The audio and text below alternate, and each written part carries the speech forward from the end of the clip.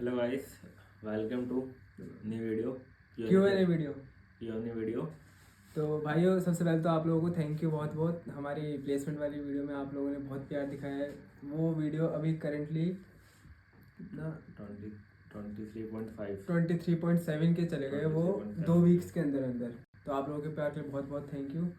और आप लोगों के कमेंट भी बहुत आ रहे थे, तो आज हम वो कमेंट का सारा आंसर देंगे। उसके लिए हम अलग सी वीडियो जैसे आपने बनाएंगे। लास्ट वीडियो में देखा होगा कि हमारा प्लेसमेंट हो गया। अब हम 7th सेमेस्टर में हैं। हमारा college Purnima college of engineering है, जो कि पूर्णिमा ग्रुप का एक पार्ट है। गाइस, आपको पूर्णिमा ग्रुप का इन्फॉर्मेशन दे सकता हूँ मैं। लाइक मेनली 3 कॉलेज आते हैं। पूर्णिमा कॉलेज ऑफ इंजीनियरिंग, जिसमें हम पढ़ते हैं, जो सबसे मेन कैंपस है, ओल्ड कैंपस है।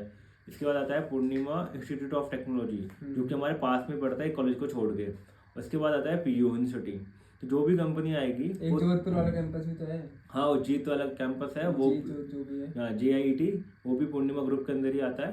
तो जो भी कंपनी आएगी उसके अंदर मोस्टली 3 कॉलेजेस बैठते हैं, PU, PIT और PC। और कुछ कॉलेजेस आती है, कुछ कंपनी ऐसी आती है जो सिर्फ PU के अंदर आती है। और कुछ रेयर केस के अंदर जीत वाले भी हमारे कॉलेज में आ जाते हैं इंटरव्यू के लिए और बोला प्लेसमेंट के आप लिए। लोग ये कमेंट करते हो कि पीयू के अलग होगा क्या, पीयू का कैसे होगा। तो पीयू मतलब सारों का एक बार में ही होता इस ईयर हमारे PU के अंदर एसेंशियल आई थी, जो हमारे लिए नहीं थी, वो सिर्फ PU वाले के लिए एलिजिबल थी।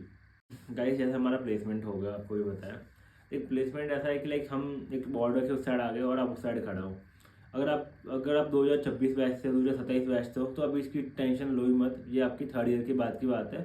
3rd ईयर तक जो आप जो पढ़ रहे हो वो तरीके से पढ़ो, अपने एकेडमिक्स पे ध्यान दो और डेवलपमेंट और DSF को जो करना है वो करो। मतलब गाइस, हमारा प्लेसमेंट एक डिसेंट पे प्लेसमेंट लगा है। आप इससे अच्छा भी फोड़ सकते हो। ऐसा मत सोचो कि मुझे इन्फोसिस में ही जाना है या किसी TCS के अंदर ही जाना है। जो कंपनी अभी मार्केट में आ रही है, जो मतलब ऑफ कैंपस भी ट्राई कर सकते हो, कैंपस में भी ट्राई कर सकते हो। जो सामने अपॉर्चुनिटी आ रही है उसको ग्रैब करो, ना कि ऐसे वेट करो कि इन्फोसिस आएगी और 346 हमको लेके चली जाएगी। पहले अपनी स्किल्स को पूरा प्रिपेयर करो, रेडी करो। उसके बाद कंपनी में के बारे में सोचना कि हमारा होगा नहीं होगा। इतना डेस्परेट होने से कोई मतलब होगा भी नहीं। जैसे कि आप किसी कंपनी के पीछे भाग रहे हो ना, जैसे प्लेसमेंट के लिए भागोगे तो प्लेसमेंट होना नहीं है। तो एक्चुअली हम भी 8 कंपनी में बैठ गए। हमारा एक मतलब हर कंपनी में एप्टीट्यूड निकल रहा है, किसी में DSA निकल रहा है, तो इंटरव्यू में अटक रहे हैं हम। कभी एप्टीट्यूड में स्टार्टिंग में हमको बाहर निकाल दिया। तो वैसी कोई बात, जैसे कि हमारे कॉलेज में कंपनी आई थी इन टाइम टेक, जिसके अंदर क्या हुआ था कि जिसके लिए हमारे ये भाई बहुत वो था, मैं बहुत एक्साइटेड। आपने एक्साइटमेंट वीडियो था, में देखा भी बहुत होगा कि भाई एक्साइटेड ने था। बिल्कुल ही उसकी वीडियो स्टार्टिंग ही भाई ने की है उस टाइम मेरा बहुत एक्साइटमेंट था। एक्चुअली मेरे को जाना था उस कंपनी के अंदर। बट स्टार्टिंग में क्या हुआ, जैसे कि हमारे कॉलेज में बैठे थे 600 से 700 बच्चे उस कंपनी के लिए बैठे थे एप्टीट्यूड राउंड के लिए। और उसमें क्या हुआ था, 5 बच्चों का सिस्टम चलना बंद हो गया था। उसमें से एक मेरा नाम था, मैं भी बस किस्मत था उसके अंदर से। तो उस चक्कर में मेरा नहीं हो पाया था उस टाइम पे। बट ऐसी कोई बात नहीं है, जैसे जो आपके लिए लिखा होता है आपको वहीं पे आपका प्लेसमेंट होना है। तो उसके लिए वेट करो बस, और अपनी मेहनत में कंटिन्यूसली मेहनत कर रहा था। अपना DSA एप्टीट्यूड तो मतलब पूरा, मतलब पहले मैंने कभी नहीं पढ़ा था एप्टीट्यूड, इसके पहले तो बस बेसिक आइडिया था। 11th-12th में जो मैंने पढ़ा था नॉर्मली वही आता था मुझे। गाइस, मैं आपको स्टार्टिंग बता देता हूँ। लाइक स्टार्टिंग में जो कंपनीज आती है वो सबसे बड़ी रहती है। जैसे मान लो कि स्टार्टिंग के 6 से 7 कंपनी आएगी कॉलेज में, क्योंकि वो सबसे पहले इसलिए आती है कि उनको फिल्टर वाले बच्चे चाहिए, सबसे मतलब क्रीमी लेयर वाले। स्टार्टिंग में बिल्कुल आएगी 6 लाख 7 9 लाख 10 लाख 12 लाख तक की कंपनी कंपनी आएगी। अगर उसमें हो जाता है तो वो सबसे बेस्ट चीज़ है। हाँ। जैसे हमारा उसमें नहीं हो पाया था, उसके बाद जो कंपनी आई थी उसमें इन्फोसिस में हुआ है। ये मतलब इन्फोसिस हमारी थी 9th वाली कंपनी थी। मतलब हम 8 कंपनी में बैठ गए थे पहले से ही। तो और हमको समझ सबका में ब्लॉग पड़ा है, आप देख सकते हो। जैसे हमको समझ में आ गया था कि क्या कुछ होता है इंटरव्यू में, हमको कितना पढ़ना है। तो वो जैसे आप मतलब फर्स्ट इंटरव्यू में बैठोगे, फर्स्ट मतलब ड्राइव में बैठोगे, तो आपको आइडिया लग जाएगा हमको कितना पढ़ना है, कैसे पढ़ना है, क्या पढ़ना है। मतलब हमको इतना बताने की जरूरत भी नहीं पड़ेगी। बट आप पूछ रहे हो तो हम आपको बता रहे सिर्फ। और लोग बाग सबसे बड़ी गलती क्या करते हैं, फॉर्म नहीं भरते कंपनियों के। वो बोलते हैं कि नहीं हमारे लिए ये कंपनी आएगी जब हम फॉर्म भरेंगे। फॉर्म भरो, आप पहले चाहे ये पेपर बिगाड़ के आ जाओ, पर आपको नहीं, एक तरह आप से ये एक्सपीरियंस हो सोचते हो कि जाएगा। लाइक स्टार्टिंग में क्या सोचा जाता है कि लाइक हम पूरा तरीके से पढ़ेंगे, हमको पूरा कंप्लीट DSA आएगा, कंप्लीट एप्टीट्यूड होगा, कंप्लीट हमारी कम्युनिकेशन अच्छी होगी। जब जाके वो भरेंगे होना फॉर्म। नहीं है। वो एक्चुअली DSA आपको पता है जैसे कि पूरा कोई कंप्लीट कर ही नहीं सकता। कितने क्वेश्चन कैसे भी उठ कर आ सकते हैं। बट मेनली क्या अपन सोचते हैं कि DSA का हार्ड लेवल क्वेश्चन आएगी।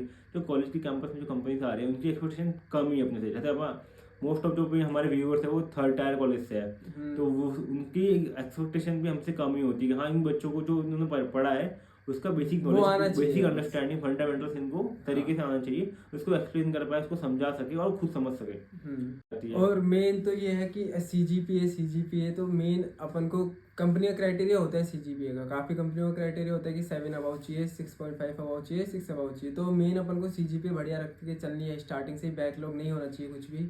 एक बात का ध्यान रखना, आप अकेडमिक्स में चाहे प्रैक्टिकल नॉलेज कुछ ना लो, पर आप अपने आरटीओ वगैरह जो भी आपकी सीजीपीए चल रही है ना, उसको आप सही रखो, कोई बैकलॉग नहीं आनी चाहिए उसमें, बहुत फ़ायदा मिलेगा। क्योंकि बैकलॉग के लिए बहुत सारे ऑप्शंस कम हो जाते हैं, बहुत ऑप्शंस कम हो जाते हैं। स्टार्टिंग में बताते हैं कि लोग की बैकलॉग नहीं आनी चाहिए, नहीं आनी चाहिए, वो कोई सीरियस नहीं लेता। आज जाके पता चलता है कि हम भी देखते हैं कि बहुत कंपनियां ऐसी होती है, बहुत हद, कोई 6 7 8 9 कंपनियां आएगी बैकलॉग वालों के लिए, उसमें भी बहुत कम पैकेज के लिए आती है वो। तो टीसीएस भी आएगी, इन्फोसिस भी आएगी, तो आप बैकलॉग अलाउ नहीं करती है।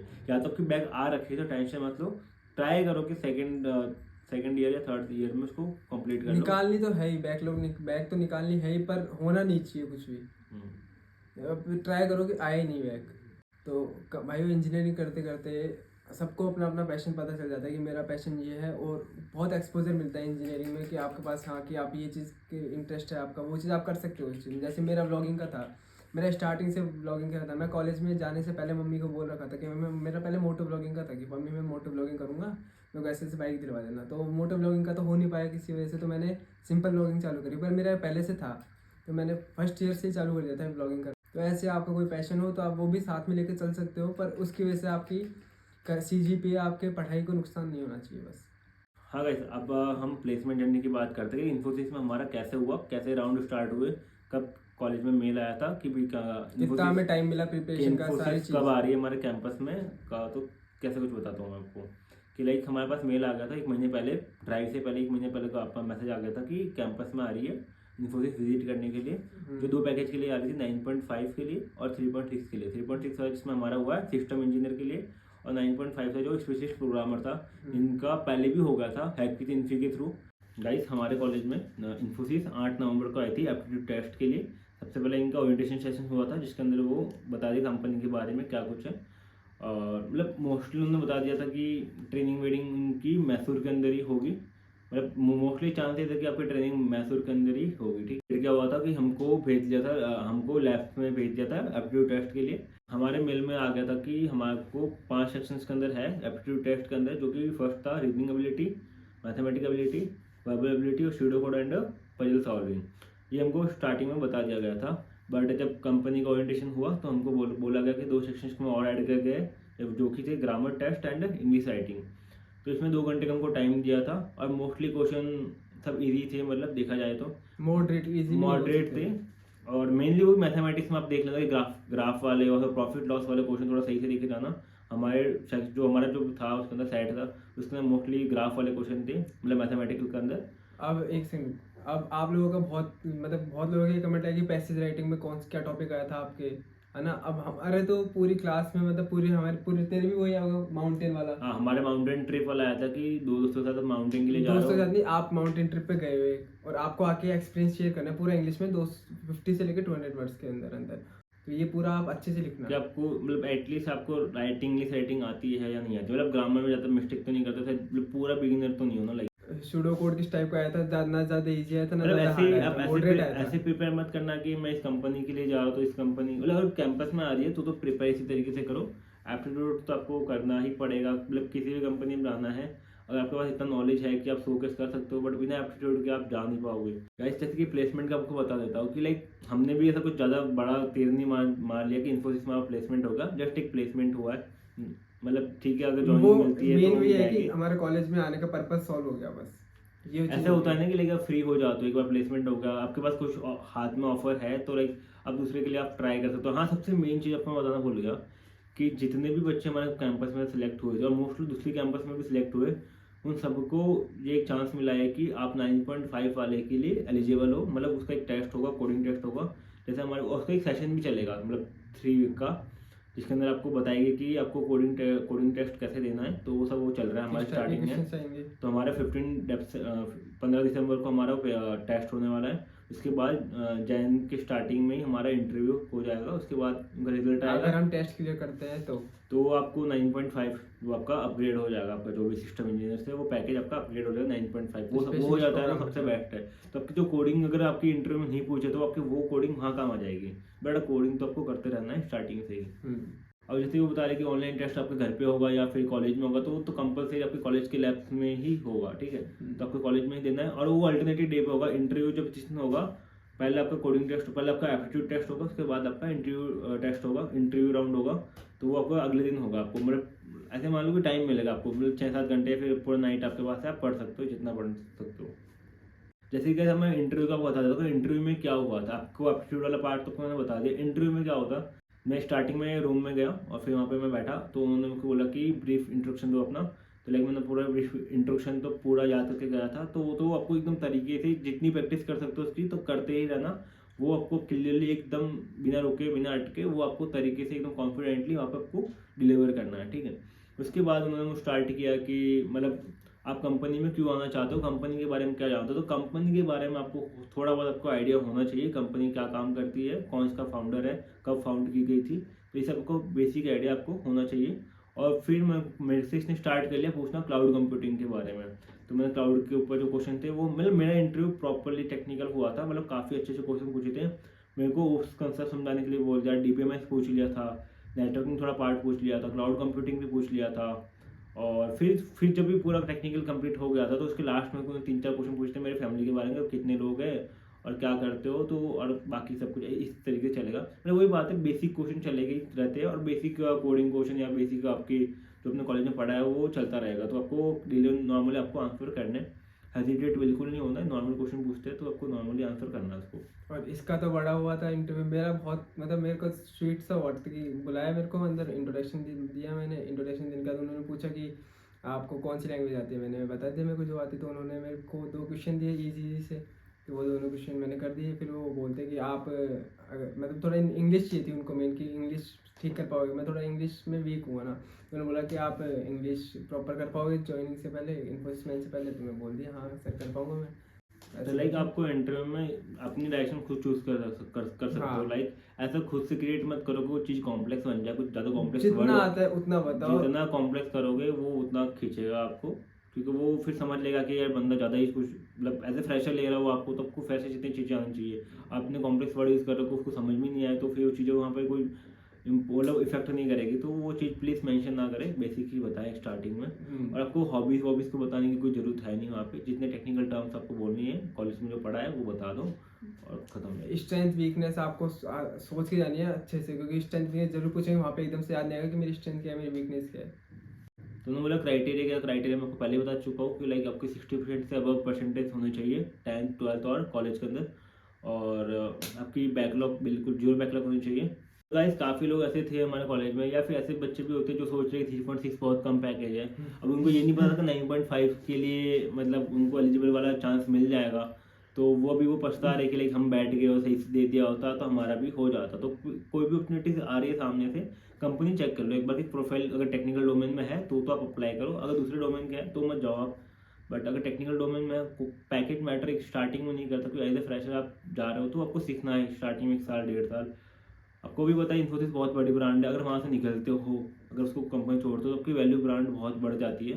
तो वो चीज़ आपको एट द एंड कहीं ना कहीं तो आपको हेल्प करेगी, तो वो छोड़ने से कोई फ़ायदा है नहीं है। अगर आपका कुछ लेवल स्टैंडर्ड ही कुछ हाई है तो फिर आप जा सकते हो। स्टैंडर्ड अगर आपका हाई है ना तो आप शुरू की 6-7 कंपनियों में ही हो जाओगे, और एक बार नहीं हो पाओगे ना तो 3-3.5 लाख 3.5 लाख के लिए भी तरसोगे। और फिर मार्केट में ऐसा जाके होता है देखो कि कैसे ऐसा बच्चे 4 लाख की जॉब के लिए तरस जरूरी रहे नहीं है हैं। कि 9 लाख का लगा तो ज़्यादा आगे चल जाएगा। अगर आप 3.6 पे भी मेहनत करते हो तो वहाँ पे भी इंक्रीमेंट के चांसेस मिलते रहते हैं। जैसे इन्फोसिस का मुझे तो आइडिया है कि हर 3 से 4 महीने में आपको एक चांस मिलता है उस एग्ज़ाम देने के लिए 9.5 को अपग्रेड कर, मतलब अपने पैकेज को अपग्रेड करने के लिए स्पेशलिस्ट प्रोग्रामर के अंदर। तो अपॉर्चुनिटी तो बहुत सारी है, बस आप कितना अपने मेहनत करते हो उसके ऊपर डिपेंड करता है। एलिजिबल क्राइटेरिया तो बताइए अपने, डीएसए के क्वेश्चन नहीं पूछे कहीं देखो ऐसे मैं ब्राइटली ऐसे नहीं बोलूँगा कि डीएसए पूछा ही नहीं, किसी बच्चों किन बच्चों को डीएसए पूछा भी है और किन बच्चों को नहीं पूछा है। उनका सिर्फ कम्युनिकेशन बेस पे इन्होंने जज कर लिया स्टार्टिंग में। जब वो कॉलेज में जब इंटरव्यू होने वाले थे हमको पहले ही बता दिया कि मोस्टली आपको कम्युनिकेशन के क्राइटेरिया पे ही जज करेंगे, बट आपके कॉलेज में कैंपस में आएगी तो आपको पहले ही बता देगी। ऐसे मत चल रहा कि हम जो बता रहे हैं वही 100% राइट होगा। वो जो भी होगा आपके कॉलेज के कैंपस में कॉलेज टू कॉलेज प्रीफर करेगा, चेंज होता रहेगा वो। इंटरव्यू के बाद रिजल्ट कितने दिन भाई, 4-5 घंटे के बाद आ गया रिजल्ट तो आ गया था जल्दी से। Create a video and share your real experience of interview in detail. बनी रही है वीडियो। भैया kindly share video on how you manage time for your studies in college with placement preparation. मेरा भाई देखिए क्या बोला, मैरिज टाइम की कोई बात होती नहीं है इसके अंदर। लाइक देखा जाए तो प्लेसमेंट प्रिपरेशन में आपको टाइम से थर्ड ईयर हो जाने के बाद आपको प्लेसमेंट की प्रिपरेशन आप स्टार्ट कर सकते हो। वो टाइम आप ख़राब मत करना। आप इंटर्नशिप कर रहे हो तो अच्छी बात है, बट वो टाइम ख़राब मत करना। वहाँ से आपको अगर अपने DSA कर रहे हो तो अच्छी बात है, नहीं कर रहे हो तो स्टार्ट कर लेना उस टाइम से, और एप्टीट्यूड भी वहीं से स्टार्ट कर लेना। कोडिंग क्वेश्चन कहाँ से किए थे और टॉपिक्स थोड़े बता दो। टॉपिक्स तो छोड़ा देखो, आपको एप्टीट्यूड की अगर आपको एप्टीट्यूड की तैयारी करना है तो इंडिया विक्स वेबसाइट है, वहाँ से काफ़ी सही होगा। और इंटरव्यू के क्वेश्चन की तैयारी करनी है तो इंटरव्यू बेट आप देख के चले जाओ। आपको बेसिक उसके साथ तो आना ही चाहिए, DBA में आना ही चाहिए। वो तो आपको सबको पूछा है तो वो तो पूछेगी ही, बट आपको ऐसे भी आना चाहिए कि आपका समझ दिमाग में रखना कि हमको एक चीज़ पूछेगी कि हाँ ये बता दो, वो स्टार्टिंग में बोल लेगी, उसके सारे कंसेप्ट एक साथ में समझा दो। फर्स्ट राउंड से सेकंड राउंड में कितने बच्चे फिल्टर हुए, कितने बच्चे अप्लाई करे थे? जैसे कि हमारे फर्स्ट राउंड में, जैसे हमारे कॉलेज कैंपस में बैठे थे मतलब 560 बच्चे आई थिंक कुछ बैठे थे। उसमें से इंटरव्यू के लिए सेलेक्ट होते 76। मतलब मेनली आपका एप्टीट्यूड वाला पार्ट ही है। एप्टीट्यूड निकल गया तो फिर आपका इंटरव्यू तो हो जाएगा। मतलब आप खुद से नहीं बिगाड़ रहे हो तो कोई दिक्कत नहीं है। अगर आपको खुद से बिगाड़ रहे हो तो बात अलग है, नहीं तो आपका हो जाएगा। मतलब देखा जाए तो नॉर्मली अपना कुछ भी किया हो कॉलेज में, आपका बेसिक कम्युनिकेशन स्किल है, हो जाएगा। इतना टेंशन लेने की जरूरत नहीं है। भैया प्लेसमेंट लगे या ना लगे, वक्त नहीं रुकनी चाहिए। ये तो नहीं रुकेगी कभी बकचोदी भी। ये कभी तो नहीं मैं रुकती जहाँ भी ट्रेनिंग हुई ना हमारी वहाँ भी नहीं रुकेगी। इंजीनियरिंग के बाद क्या भाई, इतना सीरियस होकर थोड़ी पढ़ाई करेंगे हम। इंटरव्यू कौन सी लैंग्वेज में हुआ? ये हमारा इंटरव्यू इंग्लिश में हुआ और इंग्लिश ही मैंडेटरी भाई हमारा इंटरव्यू जावा के अंदर नहीं। अरे तो ये तो लैंग्वेज पूछ रहा है, देखो तो इंग्लिश भाई। इंटरव्यू तो मोस्टली आपका इंग्लिश के अंदर ही होगा, हिंदी में तो कोई चांसेस है ही नहीं। हिंदी में तो आपको पहले ही टाटा भाई बोल देंगे कि भाई आप हिंदी में बोलना चाहते हो तो। आपको सबको पता है टेक इंडस्ट्री इंग्लिश में डील करती है, तो आपको इंग्लिश, और आप इतना मत सोचोगे मुझे इंग्लिश के लिए प्रिपरेशन करनी पड़ेगी, वहाँ पे जाकर आ जाती है। ऐसा देखा जाए तो मतलब मैं भी, हम नॉर्मली बात कर रहे हैं अभी तो इंग्लिश में नहीं कर रहे। कोडिंग क्वेश्चंस किस टाइप के थे प्लीज? देख मैं आपको स्टार्टिंग बताऊँ, सीडो कोड बहुत इजी था। सीडो कोड तो आपको कर लोगे, और बाकी क्वेश्चन थे जो पजल सॉल्विंग थे, उसमें 6 पजल आए थे।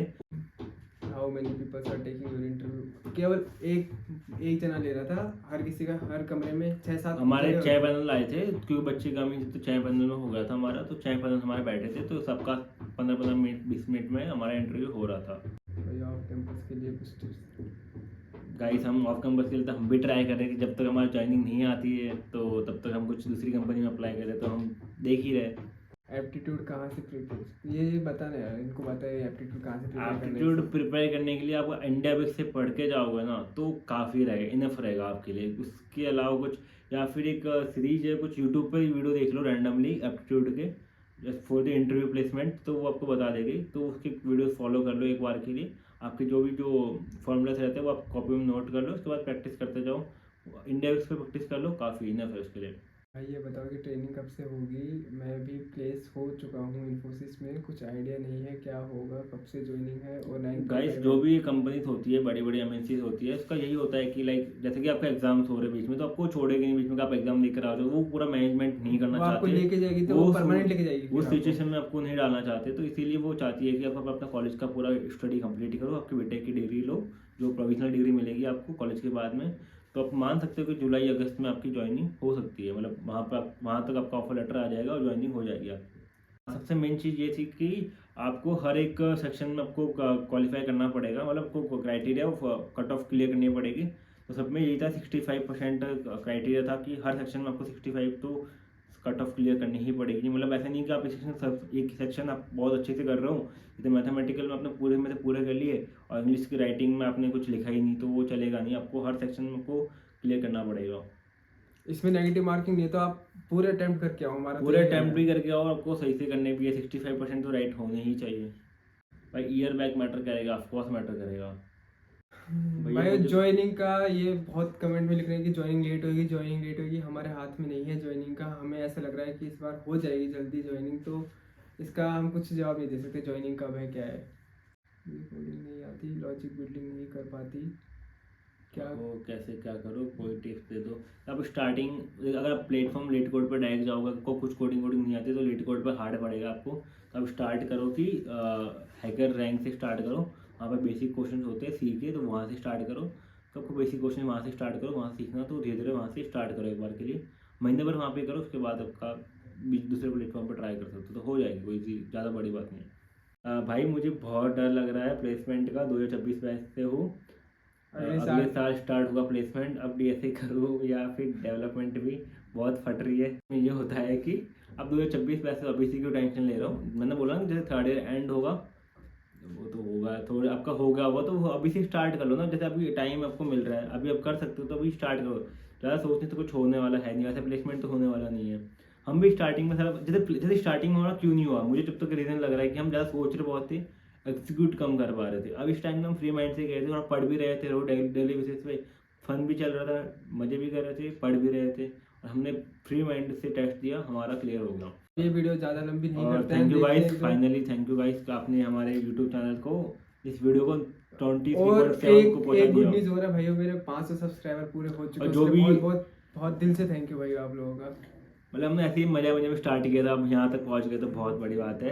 और गाइस जो भी नए लोग देख रहे हैं प्लीज़ सब्सक्राइब, हिट लाइक। मेरी पहली इन टाइम टेक की वीडियो थी जो मेरे को 2K क्रॉस करी थी, उस टाइम में मैं बहुत खुश हुआ था। मैं उत्तम भाई के पास गया था, उत्तम को बोला उत्तम मेरी वीडियो चल गई, बोले कितने व्यूज़, मतलब भाई इसमें बोले हमारे सोच कितनी थी, लिमिटेड सोच थी हमारी, कितने व्यूज़ 500 क्रॉस कर गई, नहीं 600 नहीं 700 नहीं 1100 नहीं भाई 1500 चल गई वो वीडियो।